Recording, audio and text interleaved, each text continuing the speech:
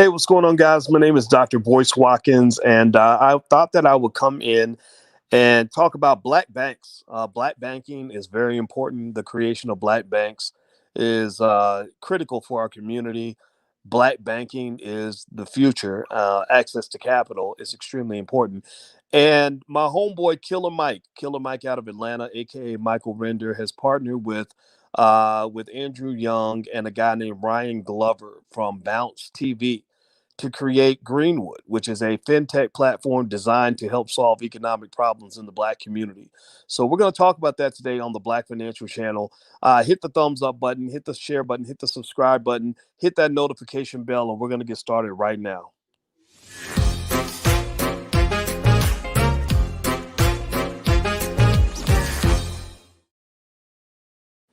Hey, what's going on, Black people? What's happening? My name is Dr. Boyce Watkins. I am your friendly neighborhood finance professor. My goal is to use every ounce of my PhD to elevate you and to help you to understand how economics works in this world so that we can solve the question of a generation, the challenge of a generation, which is the Black wealth challenge. The Black wealth challenge is basically one that says that there's a wealth gap. There's a racial wealth gap that exists in America.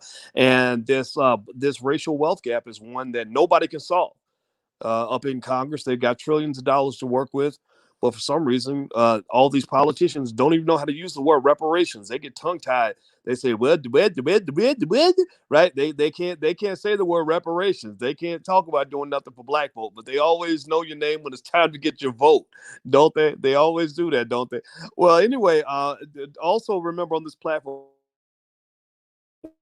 Black first all the time. We are all Black first. So if you agree with that philosophy, if you believe in putting the Black our community, then put a hashtag B1. The hashtag we use is B1. Hashtag B1 in the chat if you agree with that philosophy that Black people should come first. Fred Anderson asks, do you teach stock chart reading in your class? We talk about it, but we do more fundamental analysis. What you're talking about might be technical analysis. I'll talk more about that a little bit later. So Killer Mike is a guy who is politically active. He's a great rapper. He did a great song. One of my favorite songs of all time was a song he did with Ice Cube. Ice Cube is actually going to be on the platform next week, and I got to text Mike and invite Mike to come in so he can also talk about this Greenwood project that he has. And they had this great song called "Put the Pressure on Them." Anybody heard this song? Give me a yes or no if you've heard that song. Put the pressure on them, homie. Put the pressure on them. It was one of the best songs I ever heard. I heard that song, and that was how Mike and I became friends. And I told him, I said, that's a great song. And he told me to get his album. He said, it's a great album. I got his album. It was amazing. So Killer Mike became one of my favorite rappers and one of my favorite people. And so anyway, I want to congratulate Mike and Andrew Young and Ryan Glover on the creation of this Greenwood fintech platform. I think that that's a great idea. I think that that's what's needed for Black people. And what I want to do is provide some thoughts and perspectives on the way we can do this right. And this is not in any way designed to be critical at all of what they're doing. I mean, these guys are amazing and awesome for what they're seeking to do for the community. But I need to know if it's going to be done right. And what I'm going to do is I'm going to kind of break down some of these questions for you on this quick conversation on the Black Financial Channel. Do me a favor while I do this. I'm going to pull up another screen. Hit the thumbs up button right now. Please hit the share button, hit the subscribe button, all that good stuff. So that other people can check out these conversations. Make sure you hit the notification bell as well so that you get notified when we go live. So here's the deal. I got a question. Here's the question I ask of anybody that does anything that's significant in the Black community or trying to solve a problem in the Black community. My question is, are you really trying to solve the problem, or are you trying to look good while solving the problem? Are you really trying to get something done, or are you just trying to look fly while you're doing it? Now, I don't see these guys in that category at all. I don't know Andrew Young. I don't know Ryan Glover. Ryan Glover created a Bounce TV. I don't know anything about Bounce TV. I don't watch TV. I ain't gonna lie. I don't. Andrew Young, he's a civil rights icon. God bless him. You guys know we have our challenges with the civil rights movement in terms of asking what was really accomplished. Is integration really good for Black people? What did we integrate into other than a melting a cold melting pot or a burning house or whatever you want to call it. I don't know what we integrated into. I'm going to tell you the truth. The integration almost seemed like an occupation to me. It seemed like a colonization to me. I feel that we were imperialized through integration, and it caused us to lose a lot of what we need. Like the reason that we're trying to get one black bank started, or two or three black businesses, or whatever it is, just a few more black institutions, is because we had no institutions. We lost a lot of our businesses. We lost a lot of our banks. We had more land. We owned more land and more assets 100 years ago than we own now. So it's kind of a funny thing, it makes you wonder, if this integration ideology is nothing more than a fancy trap. Like rappers love to rap about being in the trap, and we talked about that when we talked about Gucci Mane versus Jeezy. And I said we love to rap about being in the trap, but there's a lot of educated folks that are in the trap. A lot of Negroes are MDs and JDs and MBAs and PhDs and BAs and BSs who are in the trap. Student loans are part of the trap. Working for a white man until you grow old and die with no assets, that's part of the trap. Thinking that you need to live in a white neighborhood in order to feel better about yourself, well, that's part of the trap. White media is part of the trap. Sending your children to be educated by teachers who don't love them, that's part of the trap, right? So the question is, how do you get out of the trap, and how do you fix this for the community? Well, this Greenwood project seems like it has some potential. I'm really impressed by it, and I've actually got this Bloomberg article in front of me where they actually talk a little bit about it. And from what I've gathered, it is a fintech platform where I believe they want to do digital banking that allows all of us to have accounts with this platform, FDIC insured. They've raised about $3 million. They're going to try to raise 20 million, which I hope that they do. I hope they raise $1 billion. They've got a solid idea, and the idea is very basic. This is a bank where you can deposit money and they will make loans, hopefully to black people. Now, the big question I have, though, is when I was reading the article, I heard Andrew Young kind of doing a lot of that integration talk, that civil rights talk, where he would say, black and brown people and women, right? Minorities and women, right? And basically what happens is that, and this is the trap we got caught in when it came to how how so many of the civil rights that were designed for us got watered down, got destroyed, is because we started having to share the pie with everybody. They fed you the lie that somehow an immigrant coming from a country south of the border is just like you.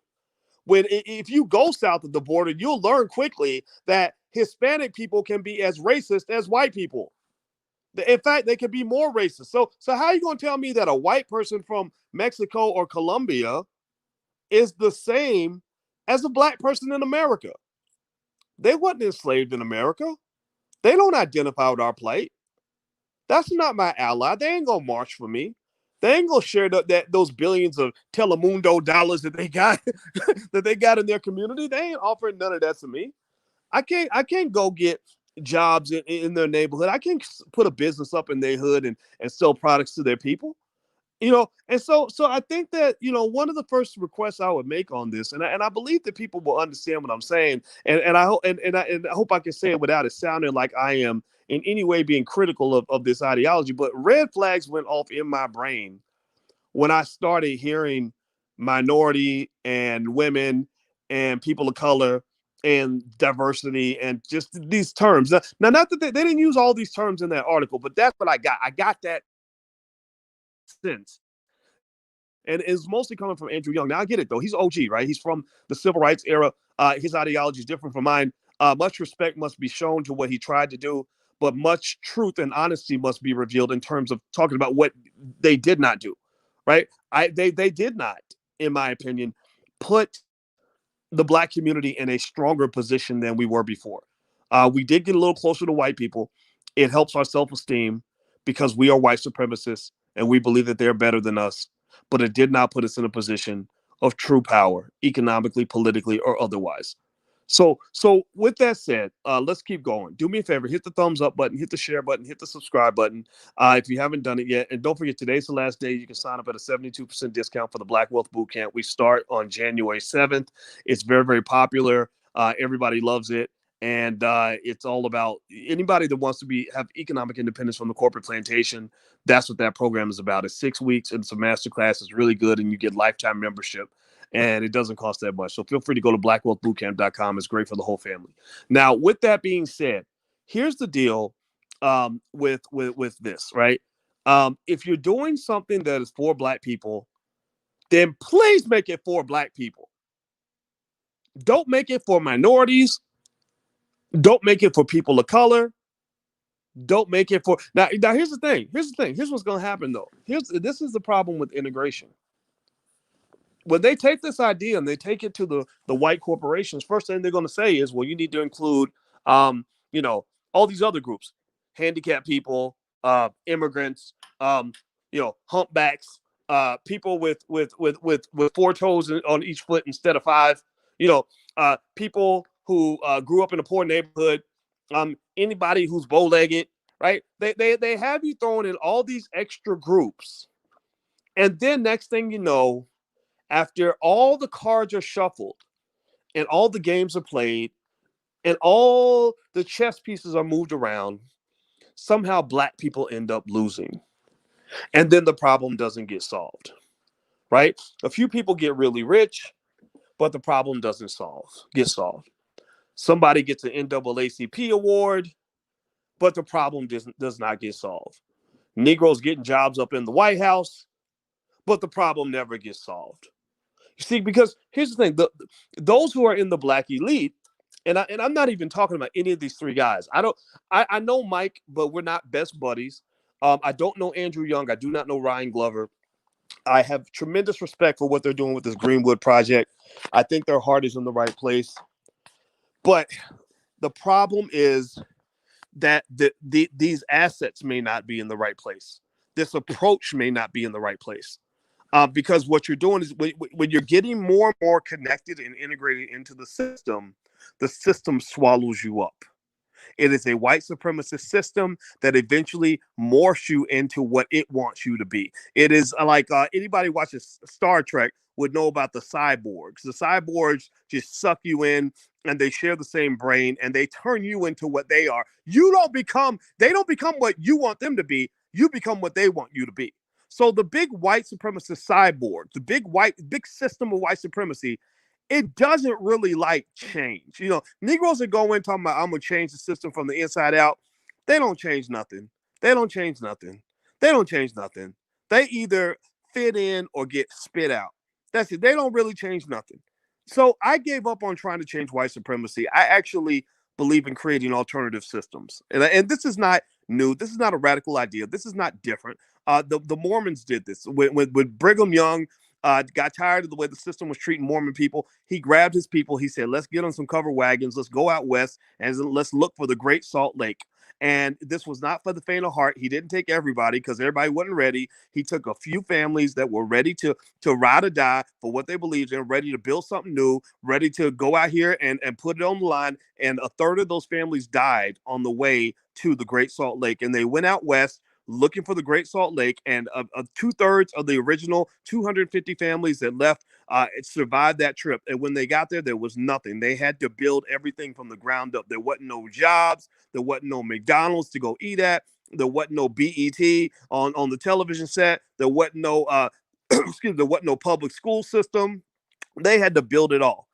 And 100 or so, 200 years later, Salt Lake City is one of the wealthiest cities on the planet.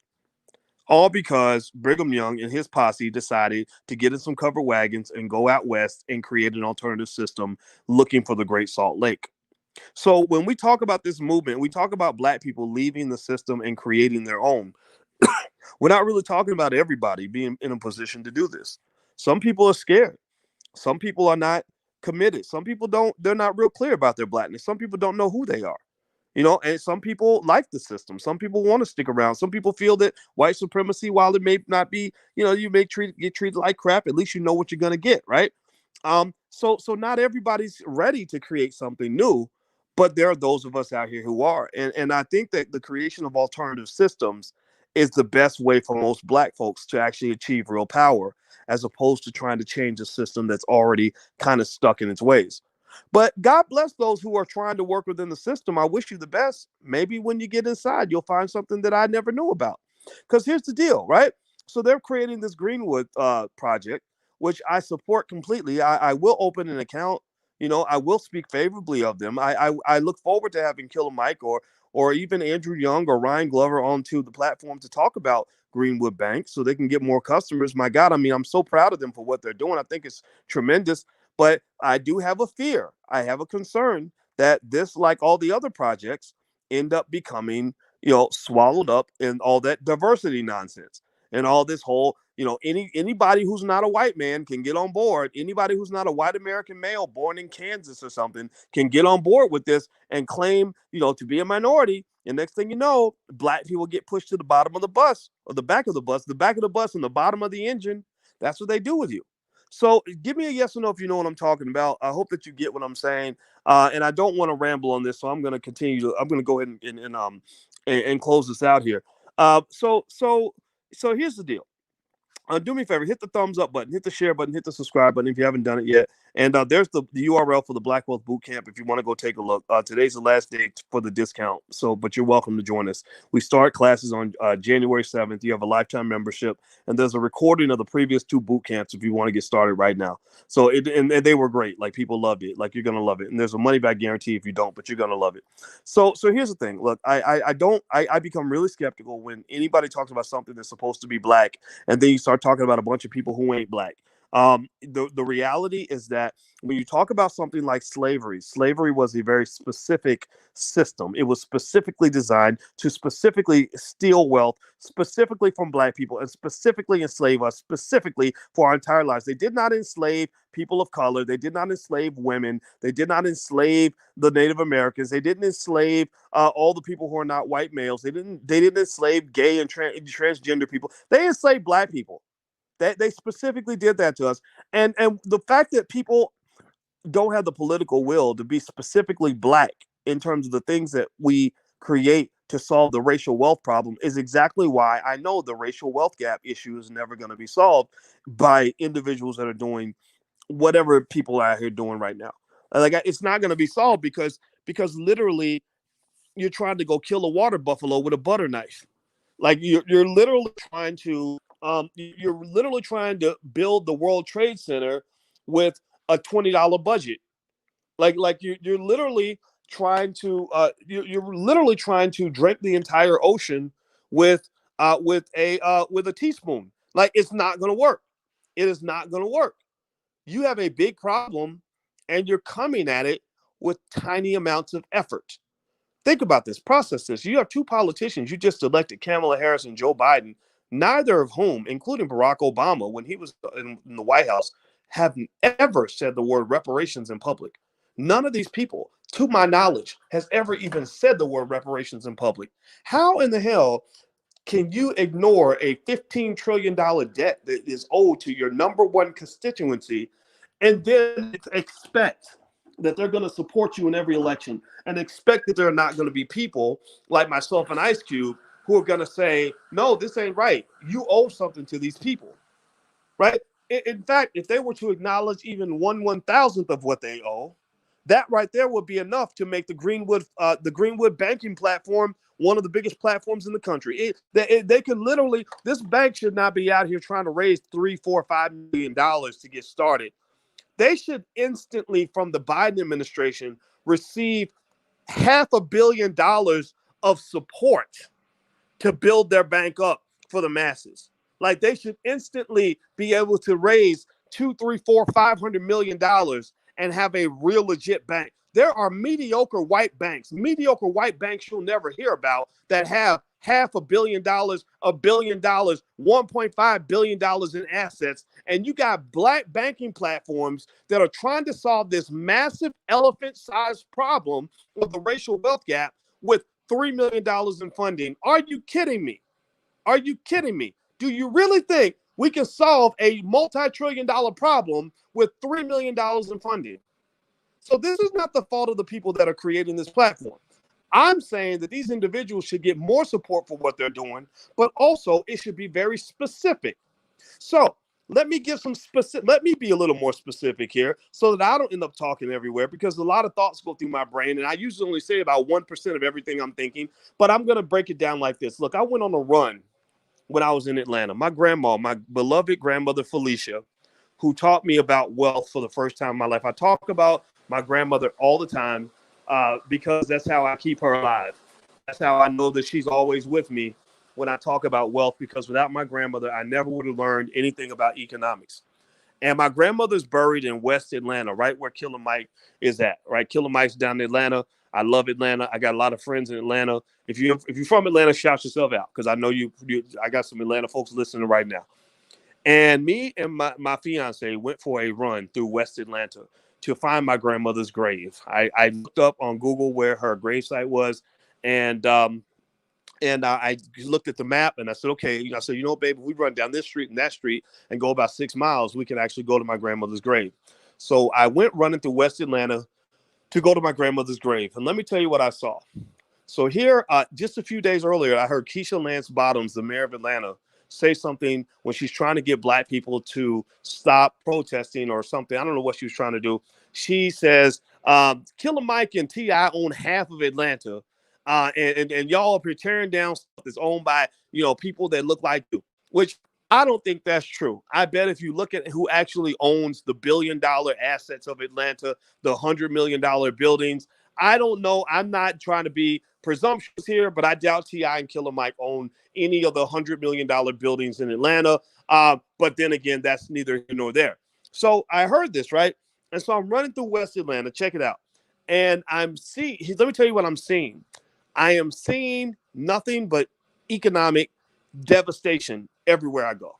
I am seeing apartment complexes with busted windows, boarded up front doors, torn down. And these are places that people are living. These weren't abandoned buildings.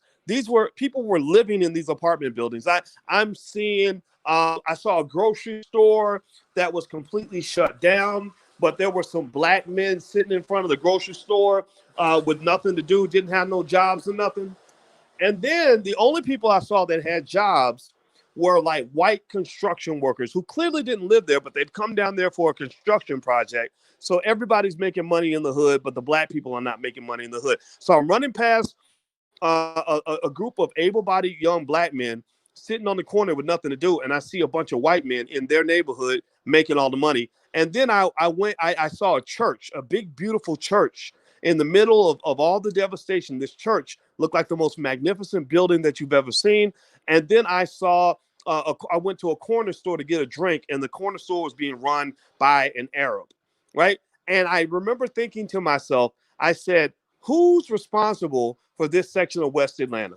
Who's responsible for revitalizing this area? Who's responsible for getting the hundreds of millions of dollars into a Greenwood bank so that they can make the loans necessary to go in and revitalize this section of the community? Who's not doing this? Who fell asleep on the job? That's what I wanted to know. Because let me ask you this. Let me just ask right here in this group. Let me ask you right here in this group. If you had each of you had $1 million in funding, $1 million bank loan to go to West Atlanta and help revitalize that community, buy a building, fix it up and flip it, whatever the case may be, how many of you will sign up for the project? I'm recruiting developers. I'm recruiting real estate folks. I'm recruiting investors. I'm recruiting people who want to learn what to do. How many of you volunteer right now if they were to make, a couple $100 million available in funding to lend to the people in this live stream right now, where each of us could get $1 million and go down to West Atlanta, that place where I saw busted windows, boarded up front doors, torn down everything, missing grocery store that looked like it was a great grocery store, but now looks like garbage. How many of you would go down there with me if we had $1 million each to go and invest in some property and fix that property up? I see a lot of yeses. I see from Timothy, Kimberly, Frankie, Javelin, Jay Wright. Right. So you've got the human capital to get it done. You've got the will. People have the will to get it done.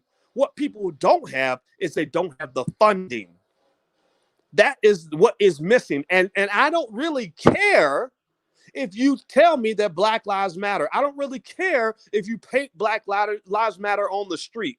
You do that, you're just messing up the damn street. I don't care if you talk to me about all these other social issues if you're not handling the economic issues, which are the cause of the damn social issues. The social issues exist because you're not handling the economic issues. Social inequality is an artifact of economic inequality, which comes out from which is directly connected to racial inequality. So the vast majority of racial inequality comes from economic inequality because y'all don't want to share the damn money. Y'all don't want to provide the resources. Y'all don't want to provide the funding. We got black businesses out here trying to make it by on a shoestring and a piece of macaroni, and you loaning mediocre white businesses $10 million so they can go out and fail. That little white girl, there is an HBO special right now on a little white girl. I forgot the name of her company. If somebody knows it, please tell me. But she's a science girl, and she dropped out of Stanford and created a fake bioengineering company. I kid you not. This company was completely fake, a complete fraud. She wasn't doing any of the work that she claimed to be doing. They gave her like $200 or $300 million to do nothing. This mediocre white girl, 20-something years old, was able to go raise hundreds of millions of dollars. Her company hit $1 billion valuation, and she was literally doing nothing. It's Theranos. Thank you very much. Theranos, Tharo. I can, but it's a fascinating story.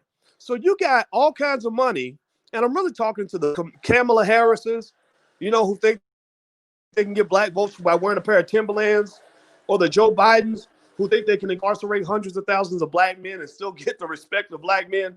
We ain't no suckers. We're not going to support you if you ain't supporting us.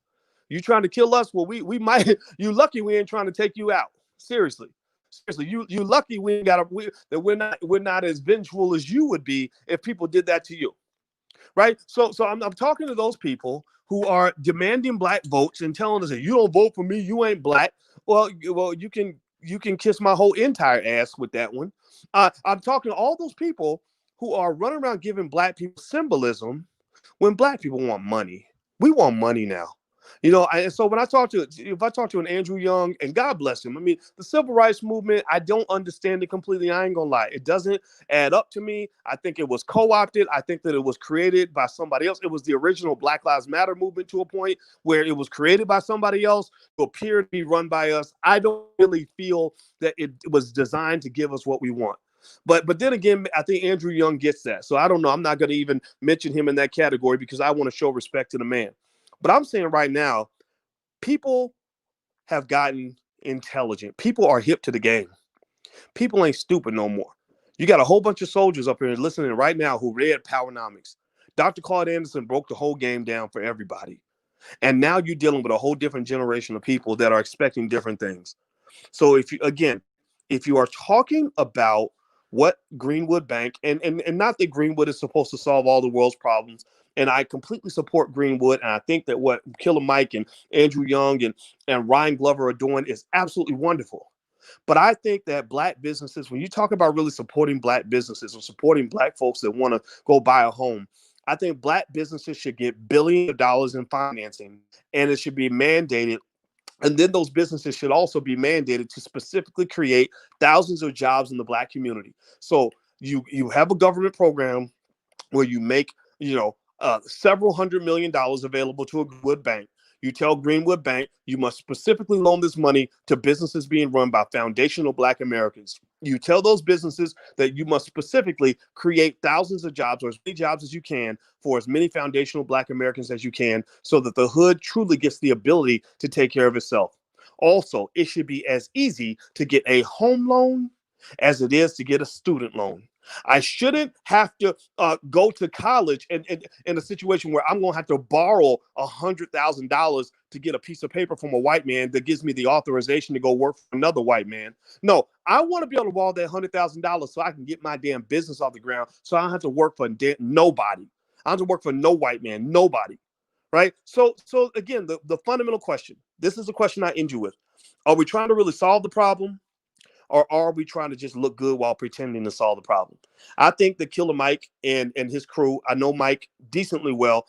We're not best buddies, but I do know the brother. I think I see him a man of substance. We don't agree on everything politically, but he's very intelligent. He's a man of integrity. He's always been a good human being. And I have tremendous respect for him. But I also remember when Killer Mike and Ice Cube made one of my favorite songs of all time. And the song was called Put the Pressure on Him. And basically, when you talk about putting the pressure on them, Put the pressure on them, homie. Put the pressure on them. It's a great song. You should check it out. The question is this: how are we going to put the pressure on them? Not on Killer Mike so much, but I'm talking about on the politicians that control the resources. How are we going to put the pressure on them to let them know that, look, if the word reparations can't come out your mouth, then guess what? I won't have time to come vote for you on election day.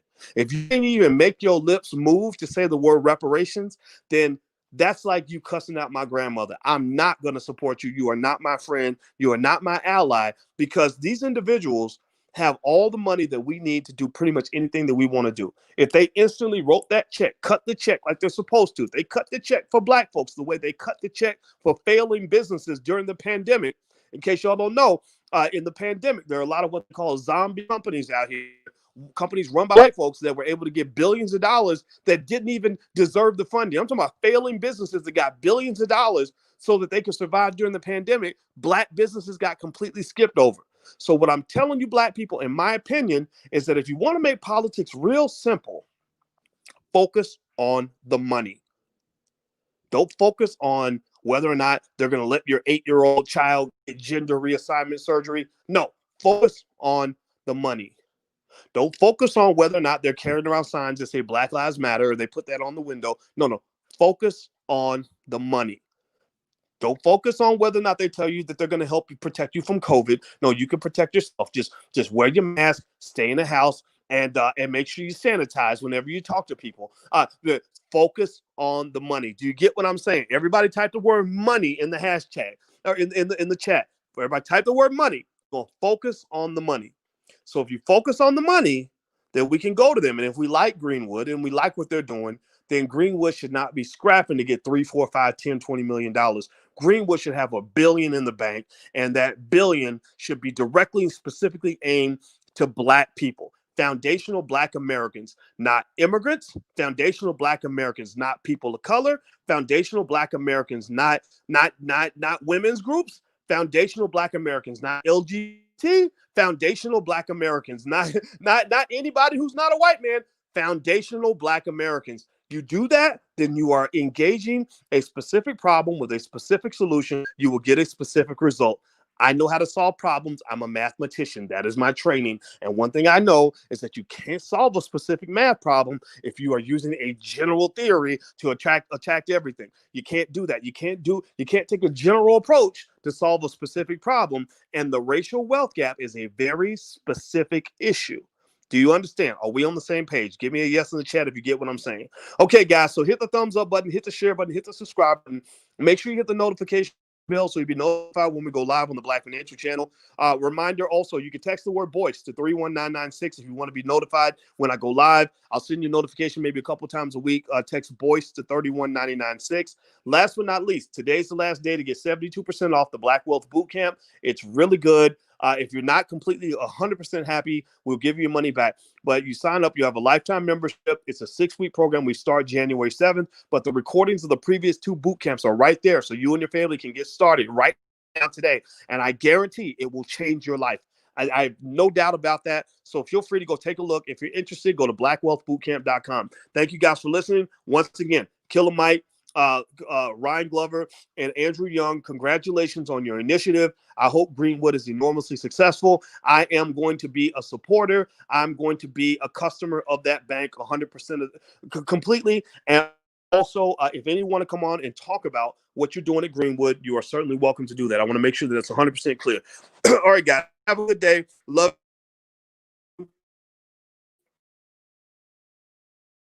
Take care. Peace.